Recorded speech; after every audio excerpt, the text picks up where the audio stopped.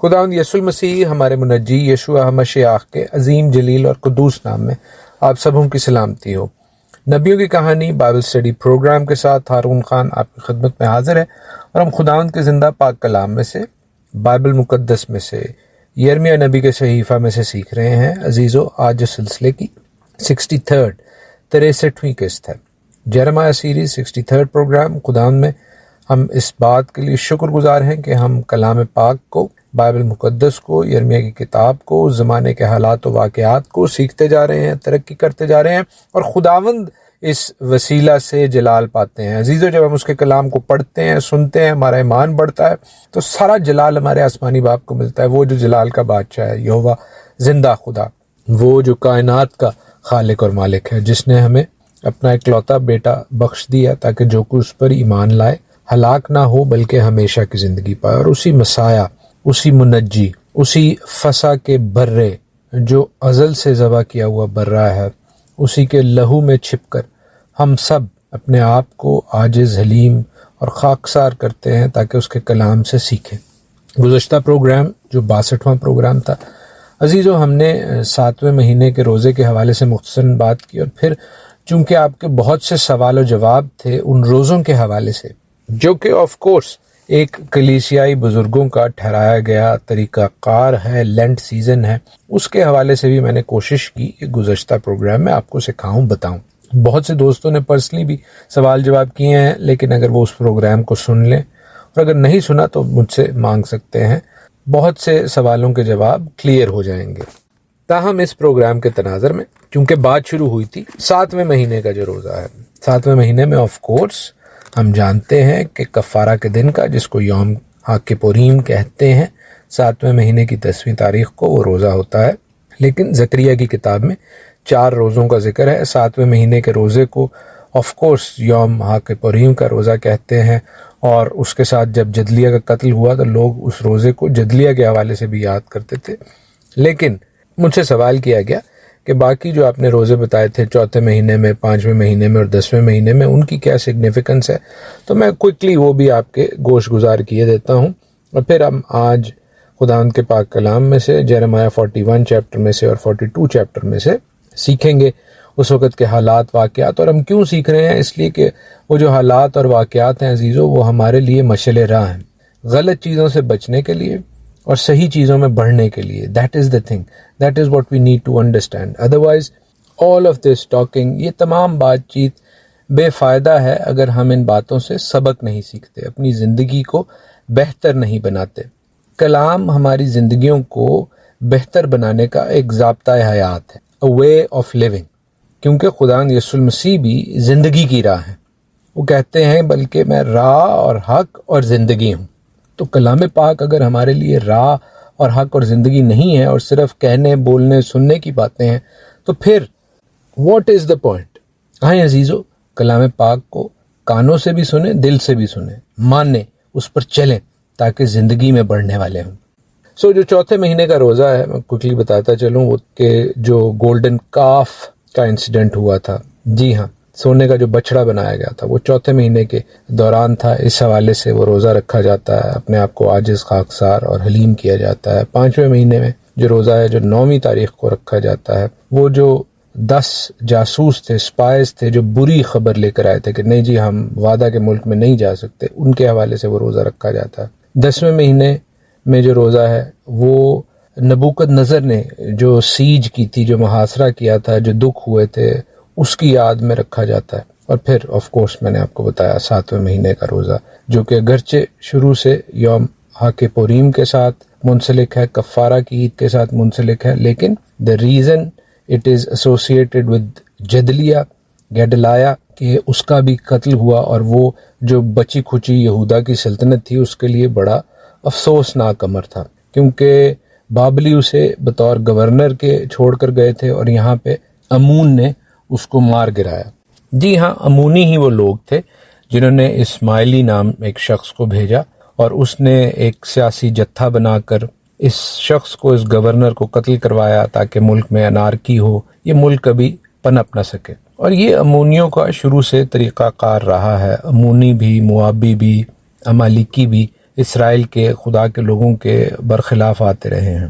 کیوں؟ کہ وہ اسرائیل کی خدا کے ساتھ جو تعلق ہے اس کو ختم کر کے ان کو کمزور، ان کو پریشان، ان کو تباہ حال کرنا چاہتے ہیں۔ آج بھی یہی حالات ہیں، خدا ان کے لوگوں کے گردا گرد بہت سے لوگ سازشیں بنتے ہیں، and we need to understand کہ اگر ہم نے ان سازشوں کو بے نقاب کرنا ہے، ان سازشوں پہ فتح پانی ہے، ان بری روحوں پر فتح پانی ہے، کیونکہ انفیکٹ یہ ایک روحانی جنگ ہے۔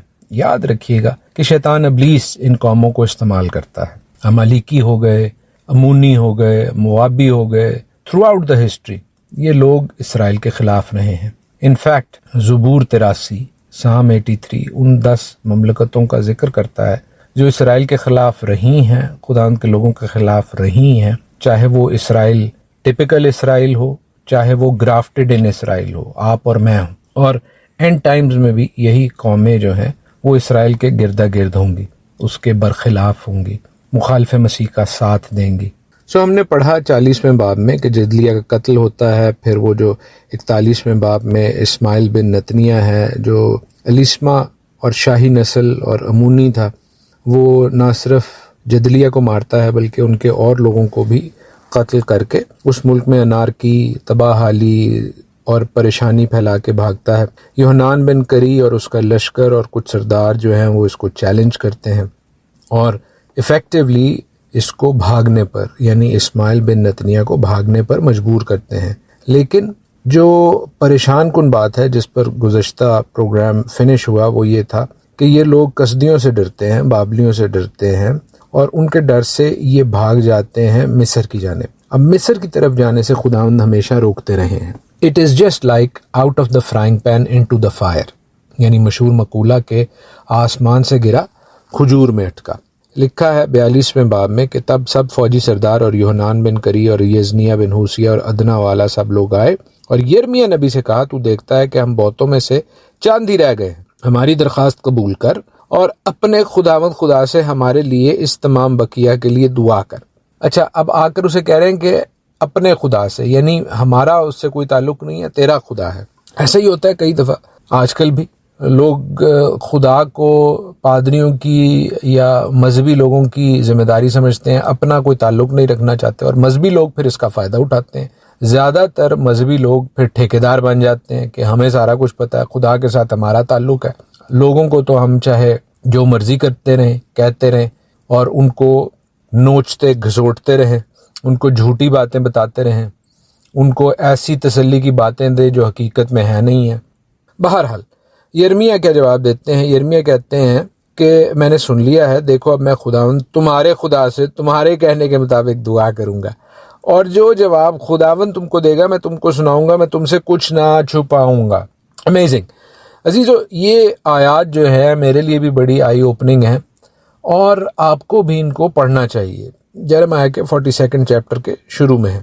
یرمیہ ایک تو لوگوں کو کہہ رہے ہیں کہ خدا کو اون کرو، خداوند تمہارا خدا بھی ہے، ٹھیک ہے، اور دوسری چیز وہ کہہ رہے ہیں کہ جو کچھ خداوند بتائیں گے میں سب کچھ تمہیں بتاؤں گا۔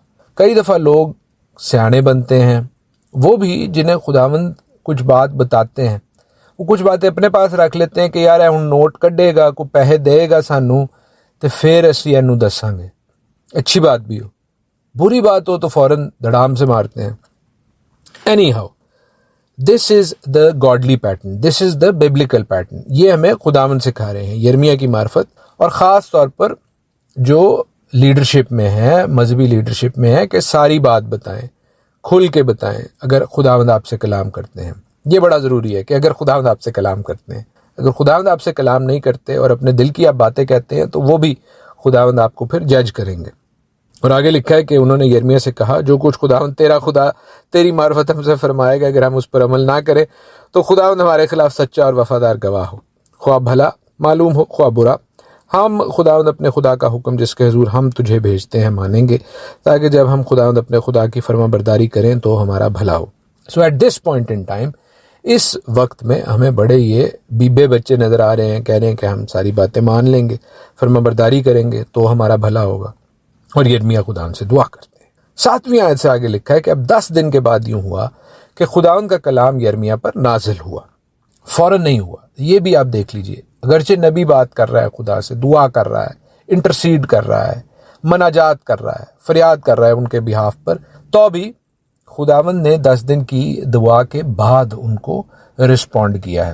اور خداوند فرماتے ہیں یرمیہ کی معرفت, کیونکہ یرمیہ کیا کہتے ہیں, پھر یوحنان بن کری اور سب فوجی سرداروں کو جو اس کے ساتھ تھے, ادنا والا, سب کو بلاتے ہیں اور ان سے کہا کہ خداوند اسرائیل کا خدا جس کے پاس تم نے مجھے بھیجا, میں اس کے حضور تمہاری درخواست پیش کرتا ہوں. یوں فرماتا ہے کہ اگر تم اس ملک میں ٹھہرے رہو تو میں تم کو برباد نہیں بلکہ آباد کروں گا, اور اکھاڑوں گا نہیں بلکہ لگاؤں گا, کیونکہ میں اس بدی سے جو میں نے تم سے کی اب باز آیا. شاہ بابل سے جس سے تم ڈرتے ہو نہ ڈرو, خداوند فرماتا ہے اس سے نہ ڈرو, کیونکہ میں تمہارے ساتھ ہوں اور میں تم کو بچاؤں گا, اس کے ہاتھ سے چھڑاؤں گا, میں تم پر رحم کروں گا, وہ تم پر رحم کرے گا اور تم کو تمہارے ملک میں واپس جانے کی اجازت دے گا.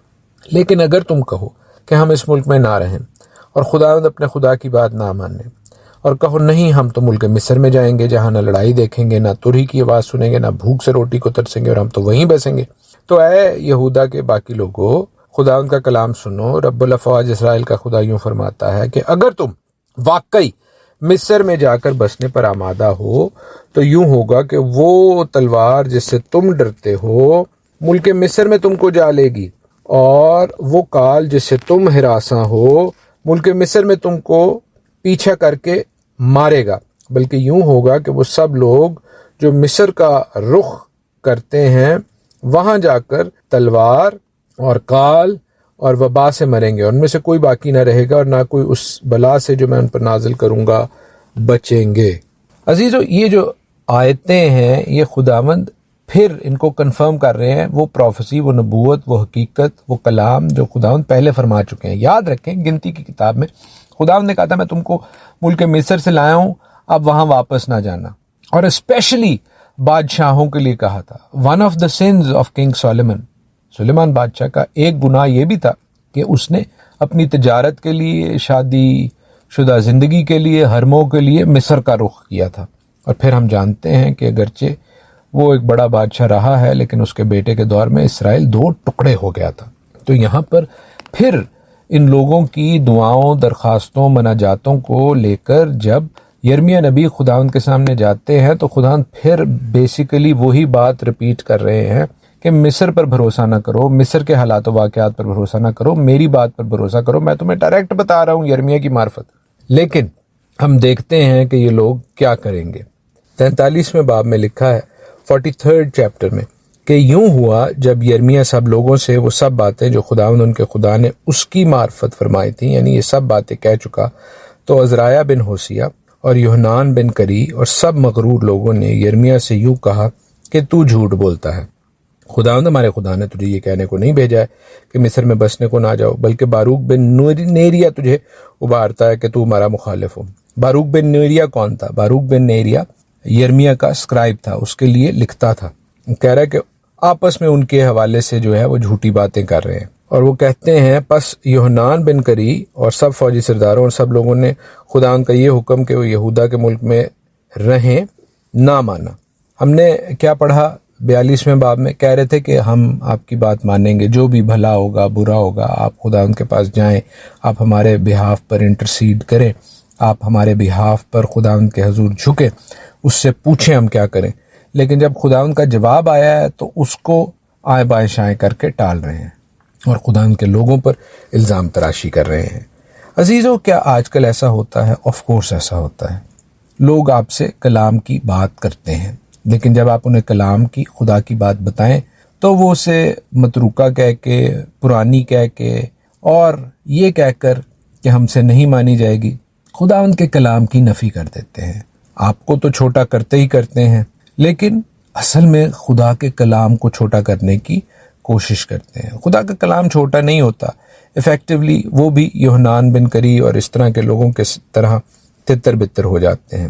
ان کا کوئی حال احوال نہیں پوچھتا, کیونکہ یہ ہپوکریسی ہے, یہ منافقت ہے کہ جی ہم نے کلام سننا ہے, ہم نے خدا کی بات سننی ہے, اور جب سنائی دی جائے, بتائی جائے تو پھر اخے جی یہ تو ہمارے لیے مشکل ہے, یہ تو پہلوں کے لیے تھی, یہ تو ان کے لیے تھی, یہ تو اس کے لیے تھی, یہ تو فلاں کے لیے تھی, یہ ڈھینگ کے لیے تھی, لیکن یہ ہمارے لیے نہیں ہے. ہم کلام کے اس حصے کو کل آنے والے پروگرامز میں ایک ساتھ میں مزید سیکھیں گے، اور عزیزو آپ سے میری یہی ریکویسٹ ہوگی کہ کلام کو پڑھیں، خدا ان کی آواز کے شنوا ہوں، اور خدا ان کے آئین احکام کی عزت کریں، اس کی فرما برداری کریں۔ خداوند آپ کے ساتھ ہوں۔